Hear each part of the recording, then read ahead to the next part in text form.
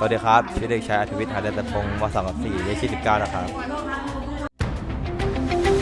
มีความรู้ที่ถ่ายทอดกันแต่ละโรงเรียนก็มีและดันมีจุดร่วมผมว่าอันนี้มันฝังและมันคลาสสิกมากเรียนหนังสือเนี่ยมันสอนให้เราอ่านตัวหนังสือแต่การทำกิจกรรมเนี่ยมันสอนให้เราอ่านคนถ้าไม่มีจตุรมิตรนะชีวิตผมจะรู้จักคนน้อยกว่านี้เยอะมากรู้จักคนใหม่ๆบอกจบจากที่ไหนบอกจบจากอัสสัมชัญจบจากกรุงเทพคริสเตียนจบจากสวนกุหลาบเฮ้ยจตุรมิตรเหมือนกันมันจูนกันง่ายขึ้น